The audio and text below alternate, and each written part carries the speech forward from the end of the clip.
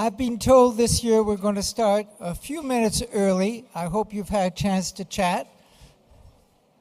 As one or two of you know, my name is Phil Villers. I have the pleasure of being both president and, along with my wife, Kate, co-founders of Families USA. Yes, we, like a number of you, have been at it for 32 years.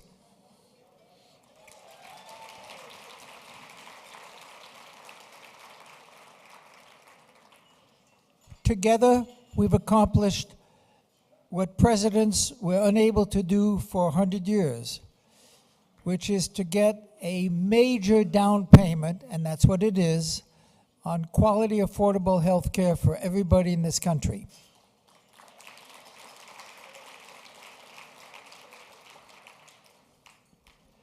And as we all know, the job is not done. Last year, on this occasion, I suggested three things: celebrate, defend, and build. Today, my message is fundamentally the same, but with a few little details. Yes, by all means, let's celebrate the culmination of 100 years of hard work.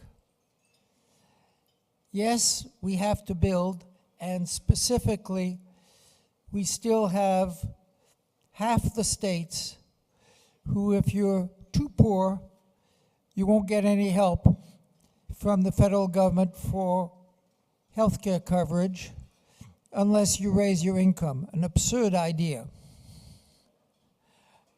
And thirdly, building, and again we're beginning to see more clearly, no health system can survive without doing something to control the runaway inflation of healthcare costs.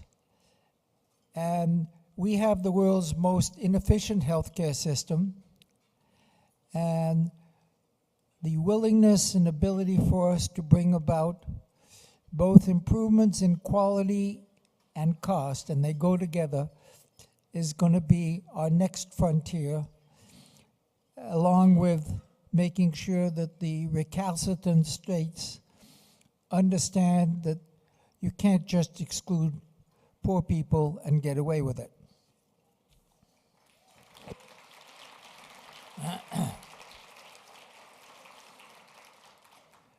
One other side note: just before lunch, following a tradition started by Jeff Kirsch many years ago, I had the pleasure on your behalf of thanking the waitstaff for the excellent service they've given us.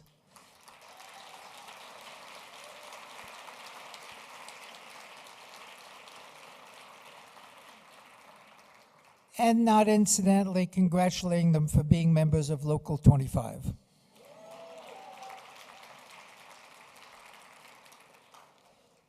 So now comes the part that you've all been waiting for, I'm sure, which is every year we celebrate the heroes of the reform movement. And this year, appropriately, the emphasis will be at the state level and the leaders in 3 well-selected states who've made a difference, and a major difference. Since we know the chances of accomplishing anything in this Congress, or probably the next one, may be as close to zero as you can get because of the intransigent opposition. So the effort will be to build on what we have, for the president to use his executive authority to the maximum he can, and the battle at the states level.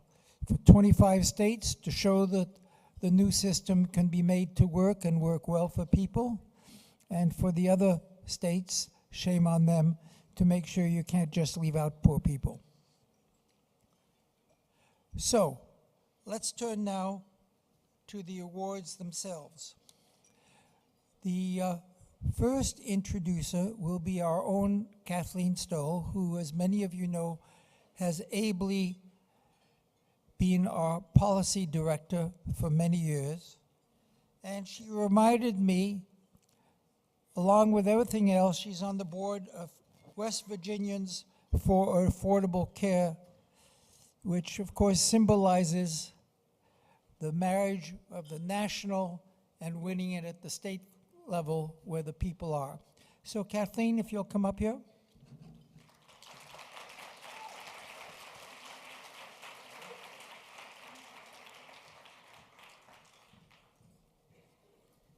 I am just tickled pink and so pleased to have the honor of giving this Consumer Advocate of the Year award to Renata Poor from the great state of West Virginia, the Mountain State. Renata has used her policy tenacity and her genuine warmth to advance healthcare justice in West Virginia for more than 30 years. I want to highlight some of the things she's accomplished for our great state of West Virginia, and I don't have a lot of time to cover 30 years, but I do want to highlight some of the policy mountains that you've climbed. And as you and I know, Renata, they are very rugged paths in West Virginia to any sort of policy victory. And so I want to highlight those, but first I want to share a little bit about who Renata is and where her tenacity and warmth comes from. You may not know, but she was born in Germany to a teenage mom. Her father died in World War II, and her hometown was a railroad center that was destroyed by bombing in the war. And she can tell you stories, and she's shared them with many of us in West Virginia, about playing in the rubble and looking for scraps to sell, for candy actually. When she was 10, her mom married a GI, American GI, and she moved to Clinton, Iowa. She didn't know any English, so they put the 10-year-old Renata in the first grade. And she has told the paper in Charleston, West Virginia, how she remembers towering over the other kids. But she also remembers with fondness the teachers who helped her in school and tutored her in English and gave her a lot of extra time and milk and cookies, and she learned the lessons of tenacity and warmth from those teachers. And that student, thanks to that tenacity and warmth, went on to study history at UCLA and graduate school in Oklahoma, and she received a Fulbright scholarship to study the women's movement in Germany. And then life and love, I'll put it that way, Renata, life and love brought her to Morgantown, West Virginia, and those of us who love the state of West Virginia are so happy that she landed there. As she puts it, in 1979, a, quote, quirky fate taking the familiar twist landed her a job with the West Virginia Department of Public Health and launched her into a lifetime of consumer health advocacy. Some of you weren't even born yet, and she was doing this work, not to pick on you, Renata. In that first job, Renata worked on the state cancer plan for West Virginia. She describes this job in her own words: we had a great big committee to decide what we should do about cancer in West Virginia. There's a very high smoking rate in our state. One recommendation was there should be no smoking in the hospitals. And Renata tells us, and was quoted in the Charleston papers, saying that people were so mad at me. People were yelling at me that the bureaucrats were telling me I can't have a cigarette with my last breath. That's my right. I want to smoke when I die. And so Renata does still remember how difficult it can be from this first experience, how difficult it can be to get consumer input into healthcare decision making. You have to start with a little education first. 1983 to 87, Renata directed the training of 4,000 state public health department employees, which really are the face of healthcare in West Virginia. From 1987 to 1991, she served as the executive director of the Tri-State Community Health Center. And it's actually located in Maryland, but it serves a lot of low-income people in the eastern panhandle of West Virginia, is actually where I live. And her direct service experience still informs her policy advocacy. In 1991, she became the executive director of the West Virginia Healthcare Planning Commission. And in this job, actually, Renata was not only looking at expanding healthcare access, But she was also starting to work in a way on payment delivery system reforms, what Phil mentioned as being so important now. And let's say she was way ahead of us in starting to think about bending the cost curve in the state of West Virginia. She became a voice through that on those issues. But then as fate would have it, as many of you have experienced, that commission was abolished by the state legislature. And as Renata has said, it was a time of a lot of frustration and depression for her. But, you know, looking back, Renata, I think it's efforts like that that created the drumbeat for health reform, really gave us the momentum that we needed, and social justice moves and fits and starts. So your work was so important. She does say it's the most intense job she ever had, but the best job. In 1993 to 2001, Renata served as Director of Health Projects for the Higher Education Policy Commission in West Virginia. And from this platform, and people tell me pretty much single-handedly in many ways, she founded a nonprofit center for rural health development and raised money to run a new state coalition and community partnership to enroll children in West Virginia's CHIP and Medicaid programs. And it was during that time that people started to identify Renata, and it was about that time that I came to Families USA that I heard about Renata as the leading voice fighting for quality, affordable health care for children and their families in West Virginia. In 2001, Renata was appointed director of West Virginia's Cabinet on Children and Families. It's under Governor Wise, I believe, yeah. And she led the development of a statewide network of 50 community-based programs to address the needs of West Virginia's families. I know it's long, but 30 years. We're getting there. In 2003, Renata has worked as a consultant on a number of projects, and I imagine most of you in this room know and have mastered, like Renata, the art of piecing together jobs to keep doing God's work. Finding funding here, doing this job over there, splitting yourself 3 ways so you can keep doing the work. In Renata's case, she has done God's work by helping found and co-chair the West Virginia Healthy Kids and Families Coalition, and she also worked with the West Virginia Primary Care Association, with United Way, and just about anybody else that touches kids' lives in West Virginia. There's so much. I've actually skipped things that she's done. In 2007, you're so amazing. In 2007, Renata was part of a group of folks in West Virginia who created the West Virginia Center on Budget and Policy Priorities. And she also started working with West Virginians for affordable health care, where she now serves as the Director of Health Policy. Renata, you have been the driving force in West Virginia for CHIP enrollment. And thanks in great part to you, the highest rates of insured children in the country are in rural West Virginia. And many of you may think of West Virginia as a state where the obesity rates are high, the smoking rates are high.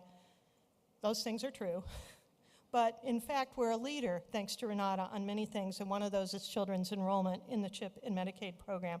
Renata was also a critical player to expand Medicaid in the state of West Virginia. Well, the rest of you need to catch up with West Virginia. We have expanded Medicaid there.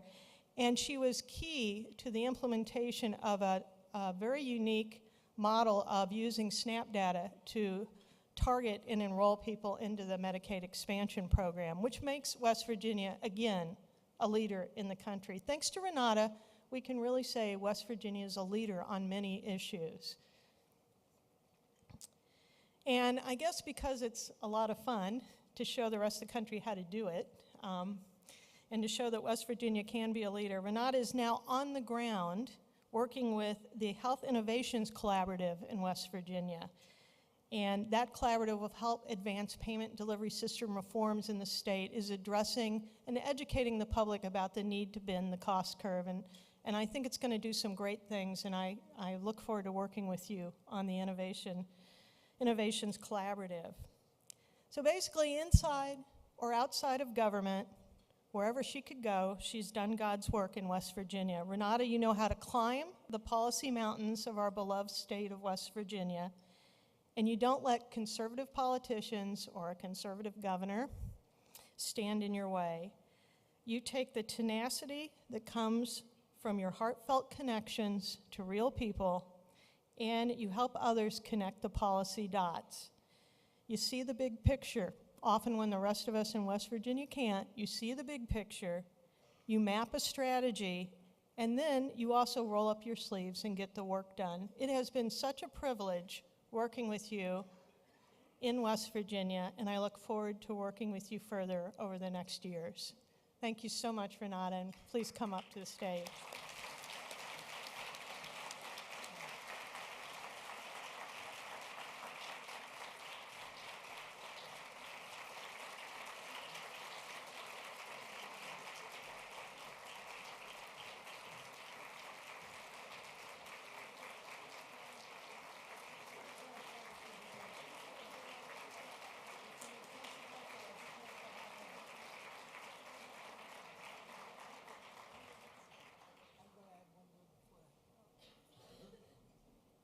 Before you hear about Renata's fine work, I can't resist from making a personal remark. I love your first name. It happens to be the name of my oldest daughter.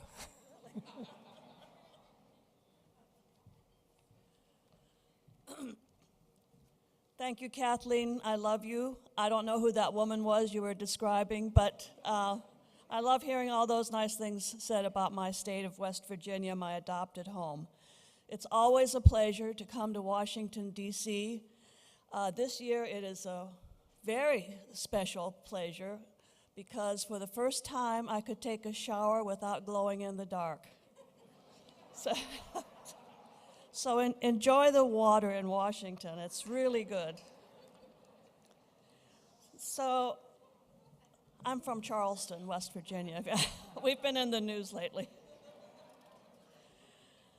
I've been coming here to Washington for 25 or more years to learn from all of you Washington, D.C. based, brilliant, overachieving, working way too hard policy wonks, and also getting a chance to learn from my colleagues around the country.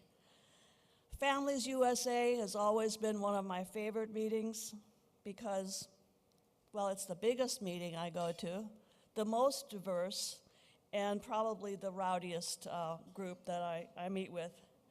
But over the years, I also appreciated meeting with my friends and colleagues in DC from the Center on Budget and Policy Priorities, from the National Women's Law Center, from the Georgetown University Center on Children and Families, Wider Opportunities for Women, and all those CHIP meetings that we had for years sponsored by the Robert Wood Johnson Foundation. These organizations all do great work on behalf of the work we do in the States, and I don't think I could have ever done the things I've done without the support that I get when I come to meetings like this. So thank you, Families USA, and other organizations in DC who do so much great work on behalf of health and economic justice in this country. And I'm so honored to be recognized by such an organization and as part of that great work for health and economic justice. So thank you. I come to DC, I get a shower, I learn a lot, and then I go home a little cleaner and smarter and much more inspired. Thank you very much. It's a great pleasure to celebrate with you. Thank you so much.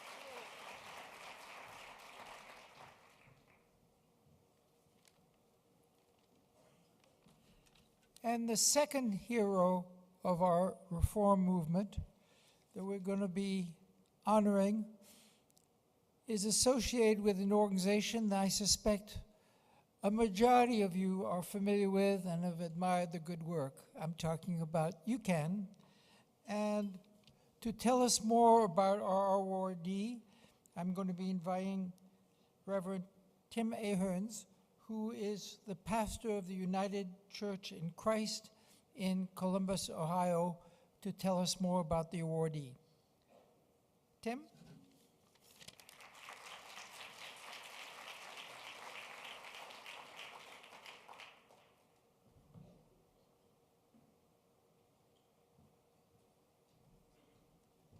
you. Thank you, Phil and Kate, for your passion and the work that you've done that's made this possible today. Thank you very much. It's my great honor I do this every Sunday and I can't do it for you. Sorry. Let's start over. It's my great honor, it's my joy to present one of my dear friends, Kathy Levine. Yes, you know her.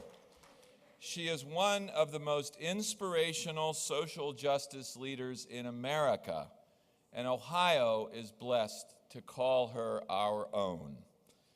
Kathy is a wonderful mother and wife, and John and Max are here today. I'd like you to stand. Jesse could not make it.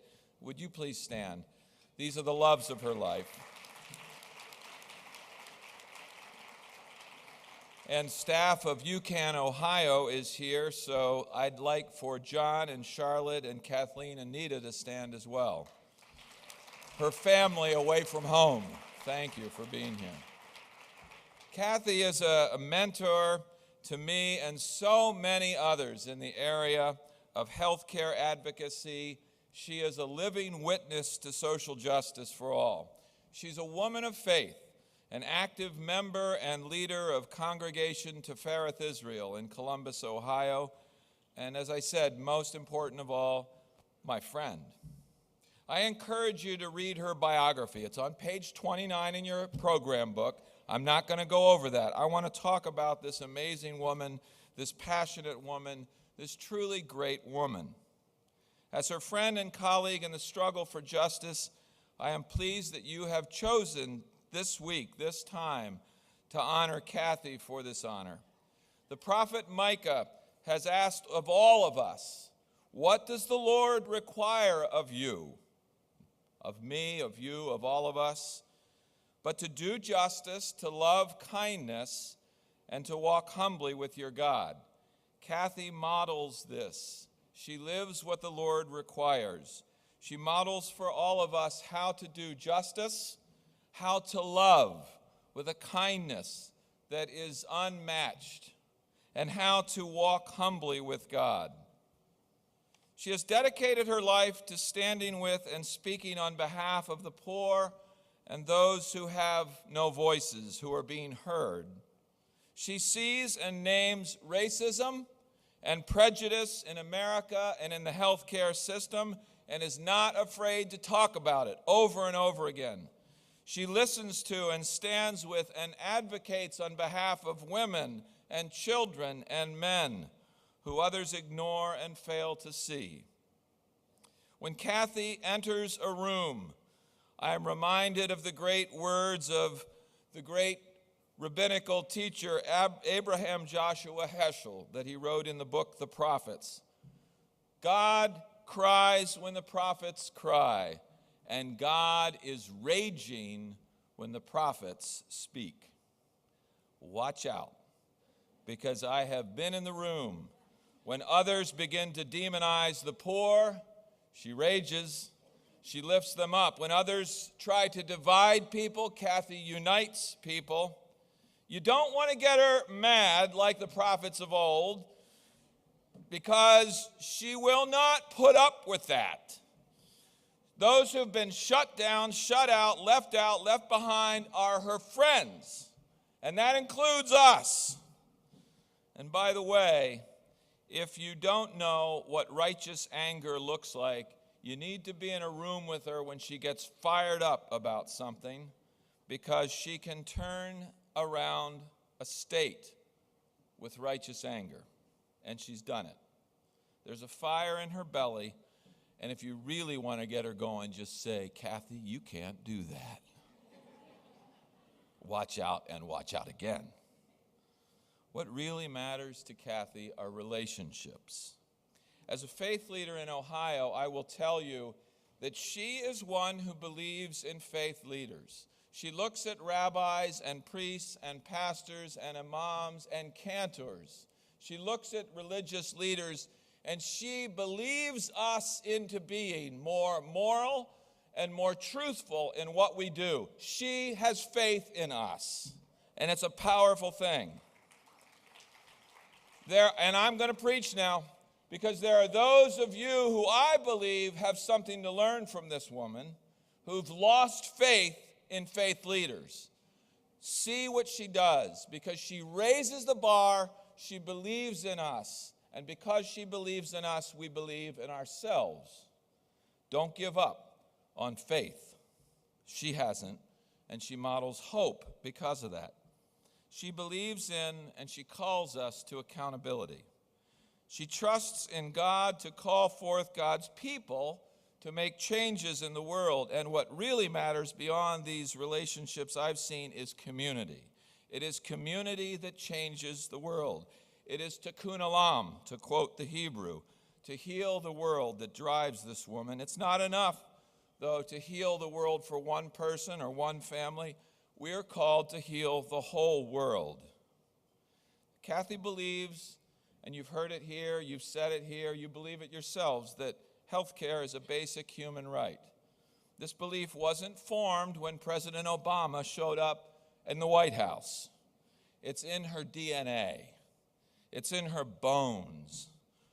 Her mother and her father raised her to believe that all of life is sacred and beautiful, and that we live to bring others to life. And that means to bring them to justice. The fire in her bones has been there all along. Today, you honor Kathy Levine by recognizing the fire in her bones. Thank you. Now here is the best part of all, and I'm almost done. You shouldn't have given the mic to me, Phil. Once I got through the entrance, I was fine. But here's the catch. Everything I've said about Kathy Levine can be and should be said about each one of us and all of us. So this award, in a sense, is for all of you. It's just given to her today that she can reflect it back to you, so that she can show you yourself. All of us should reflect this Spirit of God that is within this mighty woman of God. All of us are powerful children of God. So let her model inspire each one of us. And let us stand up and speak out and do justice and love with kindness in our hearts and walk humbly with God. If you can do that, that will make her happy.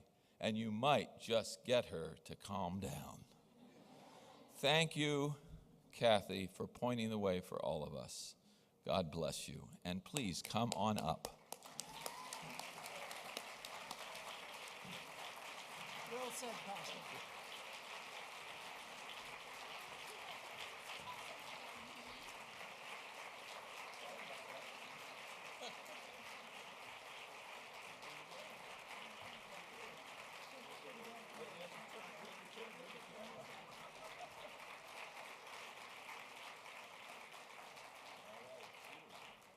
Now we want to hear from you. Okay. Phew. Good golly. So I wanted you all to hear Tim's prophetic voice, but I want to set the record straight. He's not my pastor. I have 3 rabbis and a cantor because I'm a high-maintenance woman. He is, however, an important spiritual advisor. So a few years ago, I had the honor and privilege of presenting this award to my friend and colleague, Elizabeth Benjamin, and I'd like to observe that it's a lot easier to give than receive. Don't get me wrong, I'm very grateful, but I'm embarrassed about all the attention. I'm being recognized for work that I've done over the last 20 years as part of a team of amazing people at UCAN, Ohio, of a whole system of coalition partners in Ohio, of national organizations, Renata named some of them, that have given us guidance, encouragement, resources, moral support, all of you who have shown me how to do this work.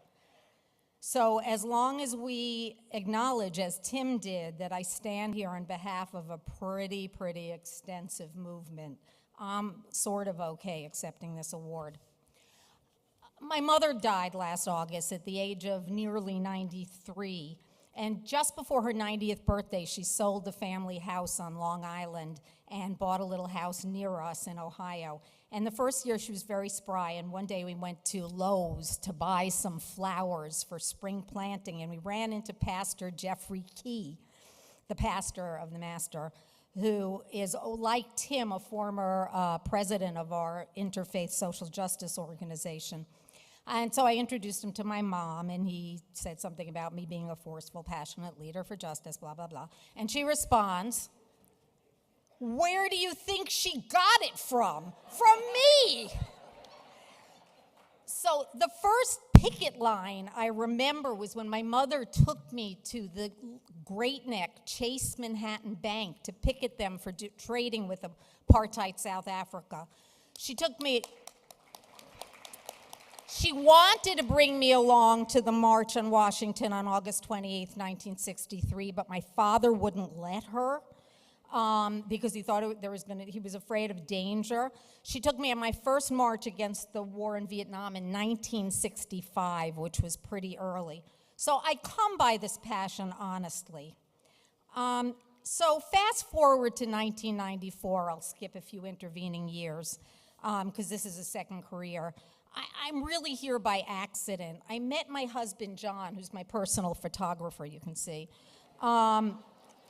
On a bicycle ride. Max used to think we crashed into each other, but we didn't. He ended up taking a job in Columbus, and I spent a year working in a progressive law firm and went to a therapist to get permission to quit practicing law. I was doing a writing assignment, so I tell people I'm a recovering attorney. I was on a writing assignment for an independent, underground newspaper, and ran into Ken Frizoff and Diane Lardy, the founders of the Northeast Ohio Coalition for National Health Care, and then the national network UCAN. And they recognized that states were going to be the laboratories for health care reform and asked me to work out of my home following state policy very, very part-time, because they had no money and I wanted to spend more time with my kids. So shortly after that, Columbia HCA, which was then led by now Governor Rick Scott, tried to buy nonprofit safety net insurer Blue Cross Blue Shield of Ohio. And a new organization showed up in town, Community Catalyst. I don't even know if they had the name yet. They came in with legal expertise and technical assistance on coalition building, and actually helped us to stop this huge deal, and I was in love. They began mentoring me about doing this kind of work, about coalition building, building leadership, strategic alliances. So, the work grew a little. I was working a lot out of my house, and in 1997, the Northeast Ohio Coalition became a statewide organization, UCAN Ohio, and that's the organization that I now run. We opened our Columbus office. A few years later, the board coerced me into being temporary executive director, and I've tried to quit several times. I keep failing. I hired an administrative coordinator because I didn't know what I was doing, and that was Charlotte Rudolph, and she's been with me the longest of my staff, and she's now the operations director of UCAN Ohio, and she just, she keeps us all on deadlines, she raises money for us, and she also keeps us grounded. So UCAN Ohio grew by taking advantage of what was possible in a particular environment, a very difficult environment. And early on, Jackie Anderson of Community Catalyst took us step by step into a local hospital free care project where we played gotcha with the hospitals, and we were going to embarrass them in public unless they worked with us. And when we sort of had them by the neck for a few minutes, they got respect for us, and they've been giving us money ever since. And that was a very valuable lesson in how you build strategic alliances. So then, a few years later, the opportunity arose, and we built Ohio Consumers for Health Coverage. I found Kathleen Gemeiner, who you think I'm passionate. You get to know Kathleen.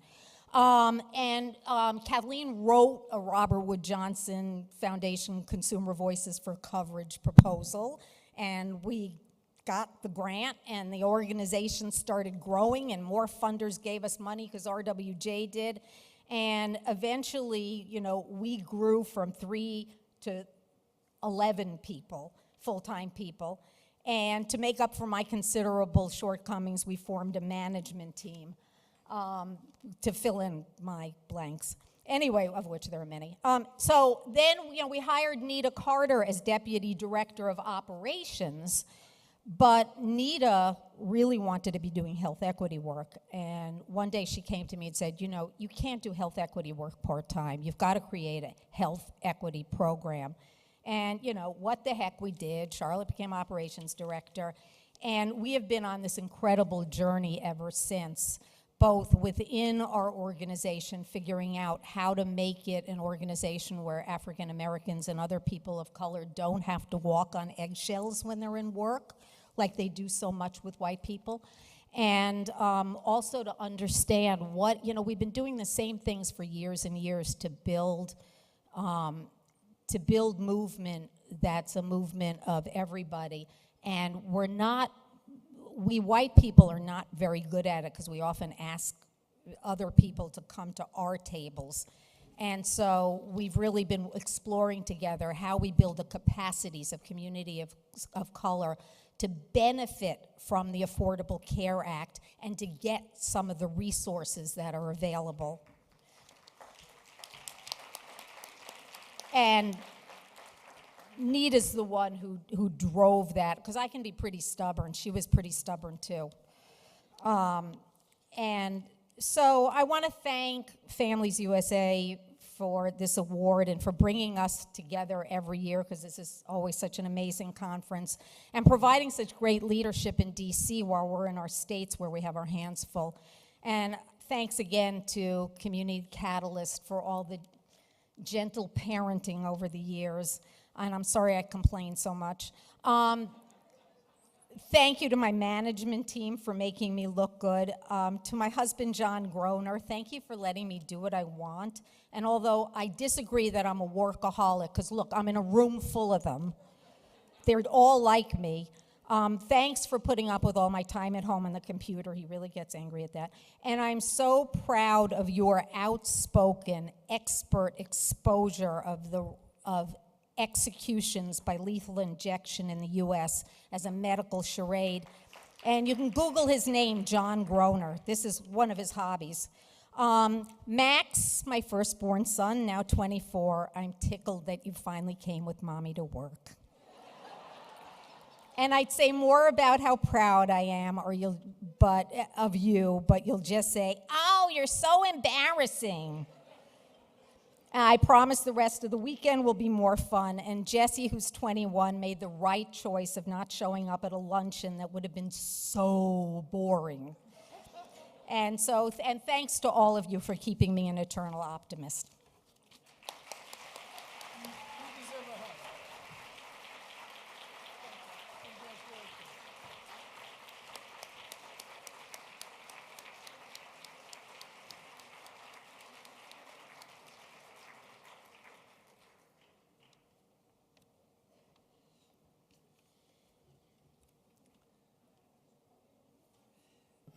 And now we're ready to celebrate the third of this year's heroes and the last for this year.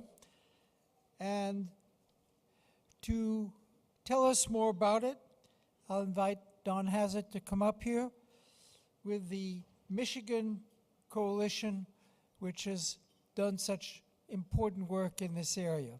Don?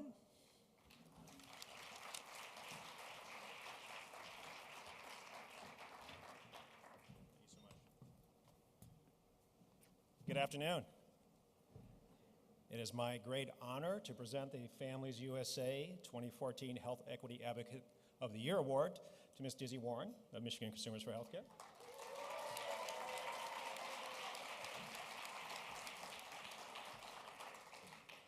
Dizzy's credentials as a leader in the field of social determinants of health is well established. Before joining Michigan Consumers for Healthcare, she was the executive director of the National Resource Center for the Healing of Racism. Prior to that, she was the president and CEO of the Urban League of Battle Creek. Since joining MCH, Dizzy has been invaluable to our agency in promoting equality and opportunity in all our planning and all of our strategy decisions. But how Dizzy came onto the national radar, I strongly suspect, was because of her development of Michigan Consumers for Healthcare statewide navigator program. Dizzy from day one has been unwavering in her focus on creating a single statewide consumer assistance network built from the ground up through an equity lens. Despite the well-documented technical setbacks at healthcare.gov and the fact that our state legislature rejected over $21 million in federal assistance to educate our consumers about their enrollment options, Michigan enrollment numbers today are at 100% of where they were projected to be 3 months into the enrollment window.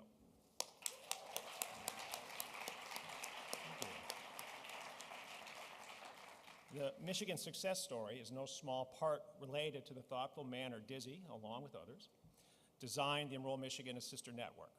She understood from day one where the uninsured were, who they were, and what partner agencies we would have to recruit into the network if we hoped to reach those populations.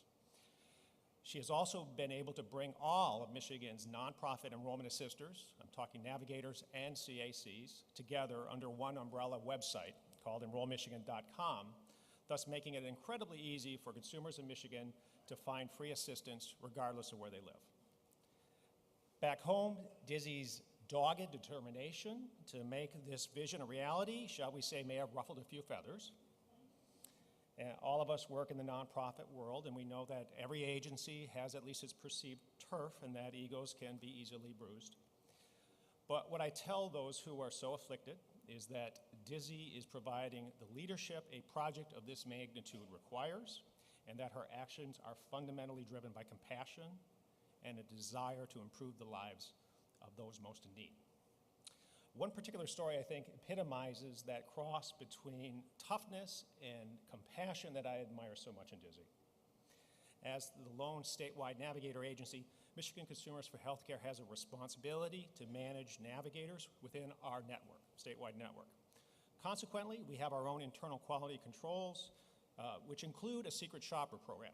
In essence, we have people pretend to be that they're consumers looking for healthcare coverage as a way of assessing the level of consumer supports that our navigator partners are providing. In one particular spot check, we discovered an agency in Detroit that was woefully deficient in certain areas as they relate to customer support. My reaction to learning of what had occurred and having conversations with the agency was, look, Diz, we got to take him down. We have to replace him. A chain is only as strong as its weakest link, after all. We've got Tea Party folks out there secretly videotaping navigator agencies and trying to embarrass the navigator program throughout the country. We have partisan witch hunt legislative hearings taking place in Congress and the state legislature. We just can't take a chance with a group that doesn't understand how to provide customer service to the community they serve. Dizzy's response was a little bit more measured than mine. She said, look, let me drive out there. Let me talk to them. Let me assess what's happening a little bit more firsthand. When she drove out to their office, Dizzy found herself dead center in one of the most blighted and economically depressed neighborhoods in Detroit. Now, for those of you from urban areas, you may think you know what blight looks like, but if you're not from Detroit, you don't really know.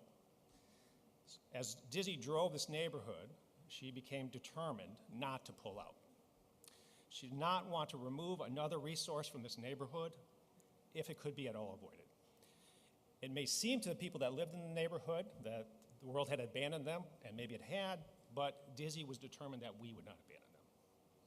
So Dizzy marched into that consumer unfriendly agency and made clear that if they wanted to be part of the network, they needed to provide their community the same level of customer support that's being provided to any other community in the state. That she would work with them, but they had expectations, and she was going to lay those expectations on. They would remain on probation indefinitely. We would secret shop them regularly to monitor their performance. They were to participate on every conference call and attend every training without fail. they would not receive another chance if they screwed up one more time. That is what it took. Tough but fair leadership from the person who was in charge. So I'm proud to say that agency now is one of the most attentive and service-focused agencies now in our network, operating in one of the toughest neighborhoods in America.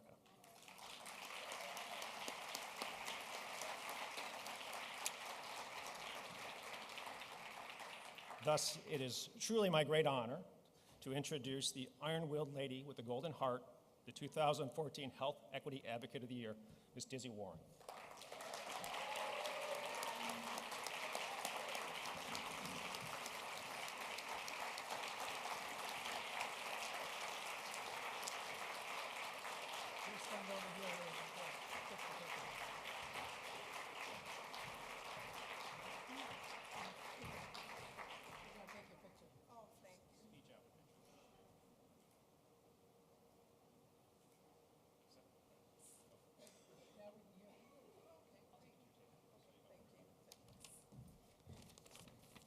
Good afternoon.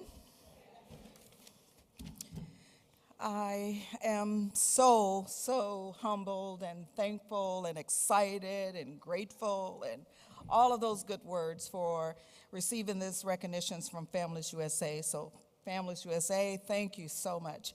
And for the members of this family, I often tell people that I've never been a part of a group, a network of folks across the country that is so giving, without exception. People who share resources without attachments, without strings being attached. You can ask any member in this group for their assistance in any area, and the answer will always be yes. And so I think I'm more fortunate, really, to be a member of this organization and the network of advocates across the country than anything. I'm here today, just like the other two awardees, not because of what I've done, but what we have done. And I thank you for blazing the trail that led me up these steps to receive this award. So I'm receiving the award for Health Equity Advocate of the Year. And like all of you, I know that the work that we do is not and will never be adequately addressed just by focusing on health coverage and in some cases even access to health. It's really about us being purposeful and mindful of the need to be inclusive in our programming that includes something that addresses all of the social determinants of health. If we truly are going to be successful in the implementation of the Affordable Care Act and the end results that we hope will happen by making our country a much more healthy one. And so I want to share with you a little bit about how we do that at Michigan Consumers for Healthcare. And as Don mentioned, from day one in all of our programming, we are always mindful of the idea that this is about much more than coverage. It's about addressing those social determinants. And so in all of our planning from day one, we're always mindful of that. And one of the ways that we do it is not for people, but with people. And so in recognizing who, in our state of Michigan, who the uninsured are and where they reside and how they interact with others, we always start out with making sure we have the right partners. We proactively go to those communities, regardless of where they are, to make sure that from day one, before we decide what should be done, that the targets that we're trying to address are at the table when we are first discussing it. So we start out with making sure that all people, and particularly people of color, particularly women, particularly disability groups, particularly senior groups, LGBT groups, that they are at the table when we start the discussion. They help to conceptualize what we do from that day forward. Their voice is at the table in the beginning. And I think if you're trying to do equity work, that's a must. The second thing that we do is not only invite people in, as a lot of, especially people of color and other groups are often asked, you know, what do you think, what do you think? And then thank you and we'll see you later. The second thing that we do to make sure that doesn't happen is then the table is open, who can take leadership of this? And so it's not just in the conceptualization of the work, it's also in the planning and implementation of the work. We make sure that people stay at the table. The third thing that we do from that point on is pretty much form partnerships. And when we say partnership, and I think I'm often accused of overstressing this, but when we say partnership, it means that not only am I bringing something to the table, you are too, okay? Because otherwise, what is a partnership? When you think about the legal term of what a partnership is. So we make sure that everybody brings something to the table, and that something is not usually dollars. It's usually some other kind of resource. Sometimes it's access. We ask that the people at the table determine for themselves what it is they bring to the table, and we work with that. Okay, so that's, in terms of addressing equity, we are always mindful that that's a part of the formula. And so by doing this, we have in Michigan, and the reason we've reached 100% in terms of what the goal was in the short time in spite of the issues, is because we have partnerships all over the state who are doing the work. They are reaching out to the folks in their community because they're the one that's trusted by those members. They're doing the outreach, they're doing the education, and they're doing the enrollment. Michigan Consumers for Healthcare, and my role as Consumer Outreach Manager, as well as Health Equity as well as the project manager for the Enroll Michigan program, is to make sure that they have all of the resources and support that they need to get the job done, and they have gotten the job done. And they're doing so with very little money because we are a federally facilitated partnership state. And so these folks around the state, our partners, have reached out literally to, well, just our Navigator group alone have reached out to well over 50,000 individuals, not applicants, but individuals who are representative of families, so you can kind of figure out what the real numbers might be. They have done presentations. They've done over 775 presentations. Our 35 navigators have done, between October 1st and December 31st, over 775 outreach, education, and enrollment events throughout the state of Michigan. They have done it with television commercials. They've done it with presentations, training, trainers of trainers, community forums. We have spent countless hours making sure that we understand the voice of the entire state. So we have deliberately designed outreach efforts that go into those communities and working with the folks there to hear what they have to say. What do you want? How do you want it? What do you bring to the table? What do you need help with in terms of building your capacity? Capacity building is key for health equity. And so in doing all of this, we've created these very strong partners that really are the true advocates in our states. And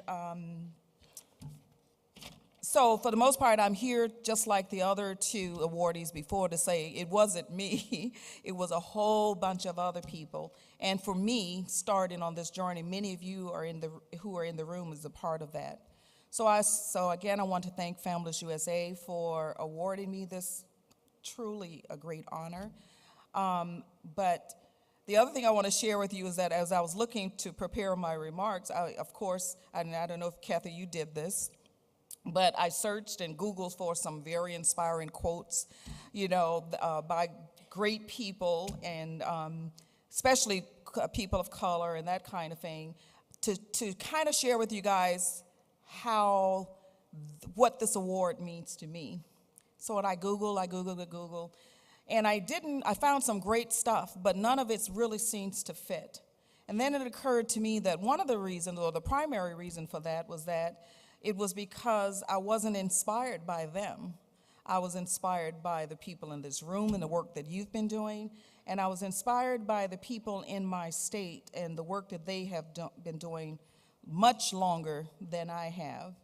And so some of those leaders from our state include our United States Representative John Dingell and Representative Sandra Levin, who have worked, as probably all of you guys know, for decades for affordable health care coverage for Americans.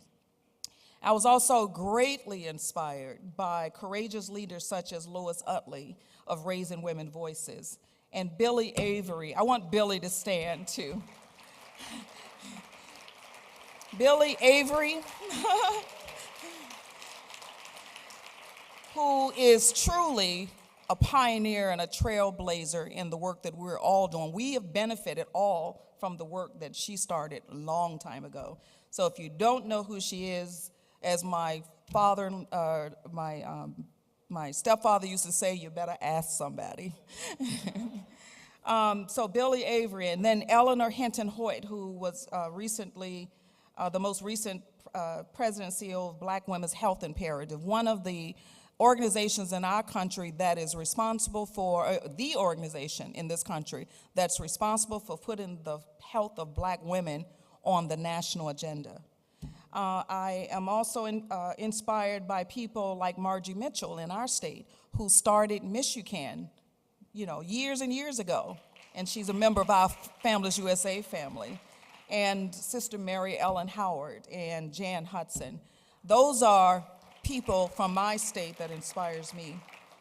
And in my position as the community outreach manager for Michigan Consumers for Healthcare and the project director for Enroll Michigan, our statewide Navigator program, I've shared with you a little bit about their results, but I'm also inspired and encouraged and supported by the work that they do. I mean, they are doing some things that amazes me in terms of making sure they're available to help consumers. And as a group, there are groups of folks, because again, at our table in our organization, health equity and inclusion starts at conception. So we've made an effort to include, and I've been inspired by senior, disability, communities of color, women, LGBT, mental health, reproductive health care advocates throughout our state and who are part of our coalition. So the reason I'm here accepting this award is because they were there before me and has, again, blazed a trail so that I could walk up those steps. And so I want to thank all of you guys too. So thank you.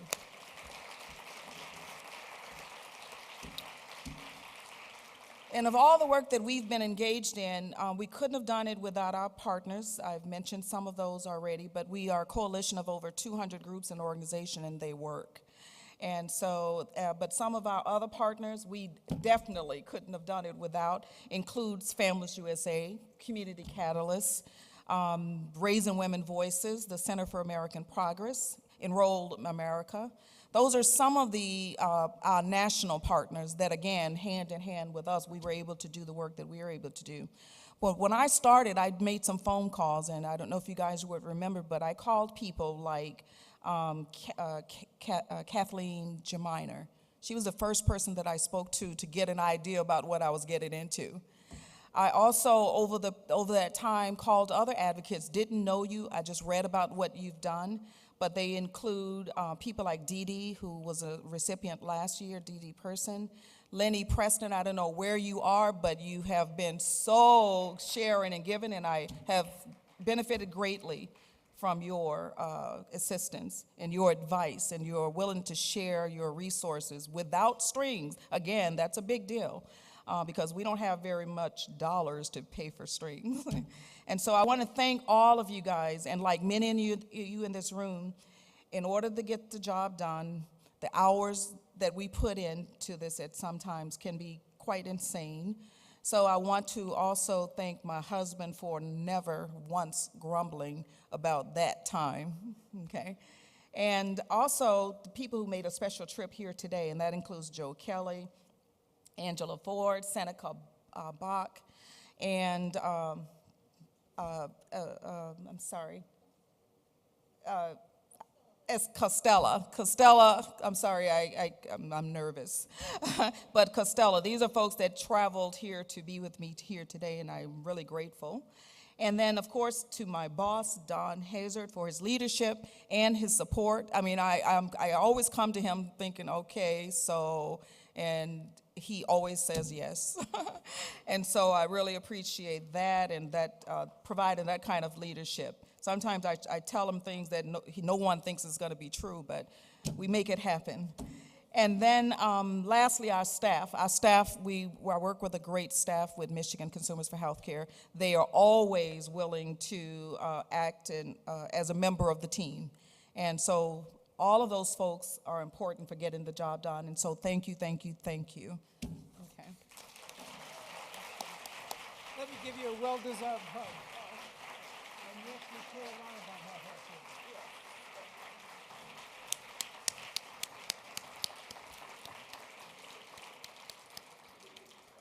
And now we're going to turn to a brief, unscheduled celebration. Ron, would you come up here? Oh. Hi. Congratulations. Wonderful awardees. Kathy, Renata, who's left already, Dizzy. Thank you so much for your wonderful leadership. We wanted to do one other thing. It's not scheduled, and we didn't schedule it because if we did, we would not be allowed to do it by the person who I wanted to mention. This is our 19th Health Action Conference, and I hope you feel they've been good conferences.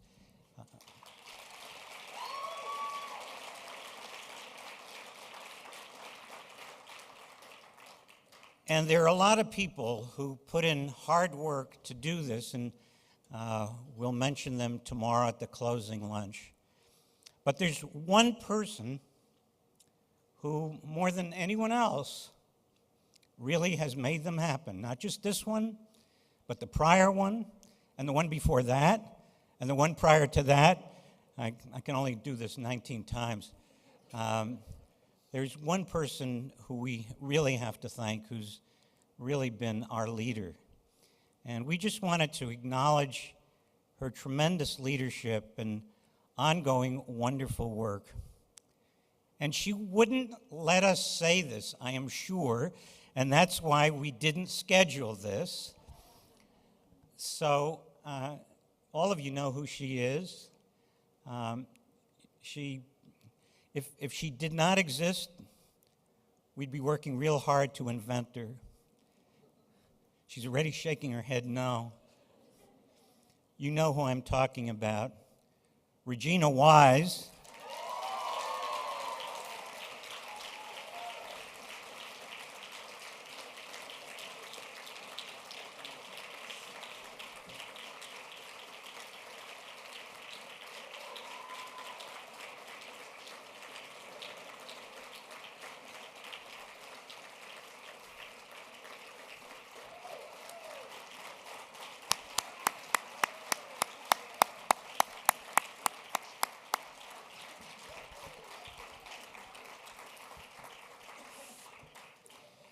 Now, Regina's going to verify this in a moment, but we just worked out a contract for her to do this for the next 25 years. So before we give her a little token of our appreciation, I thought Jeff Kirsch, who helped start our Health Action Conferences as our field director, he wanted to say a few words. And I just want to say, we're doing this out of no other impulse but pure love. So we thank you, Regina. And Jeff, you want to add a few words? I'll be brief because Regina's already upset that we're going to be overscheduled. More than 20 years ago, when we were getting ready to work on the Clinton health reform effort, We were gearing up, we were hiring organizers, we had a strategy, and we brought in some temps to help us kind of dig out for what we were doing. And one of those temps was Regina. And being such a perspicacious person and having such insight, we grabbed her, brought her onto staff, and she's just made a world of difference. And she's the kind of person that, perhaps born in a different time, different place, she would have been a CEO of an organization or a corporation. She could run things really well. She's a really quick learner, and she took us through this period of technological change in the 90s and the aughts, where she learned all this stuff quickly, not without any special background, but she was kind of gifted in the ability to take us from the basics of, cutting out pieces of paper and pasting them on envelopes to having a database and then bringing us into the web and having a website with a database attached to it. And she really helped us manage all that stuff because she's a real quick learner. And she's just been a wonderful friend and colleague, and I think the whole staff feels very supportive of her. She's worked herself into my family lore because, many spouses have these lists of things that they hold against you for many years, and when I say spouses, I mean wives. And so one of ours is, on my wife's 50th birthday, Regina and I were in an ambulance together, driving from northern Minnesota back to D.C. so we could have this ambulance to drive around the Capitol with whatever it was at the time. And so I hear about Regina all the time. So I got to spend my wife's 50th birthday with her. So Regina, thank you for all your work. Thank you for all the spirit. We started this thing together with Peggy Danker, who is retired. And thanks for all your work and your friendship and being such a great colleague.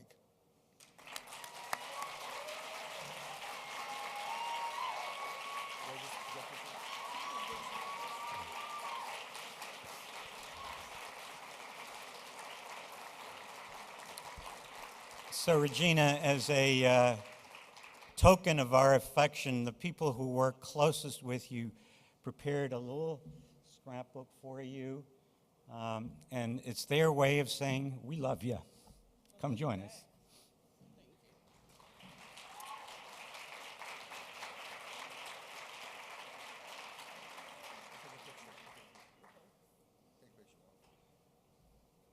Yeah, Facebook.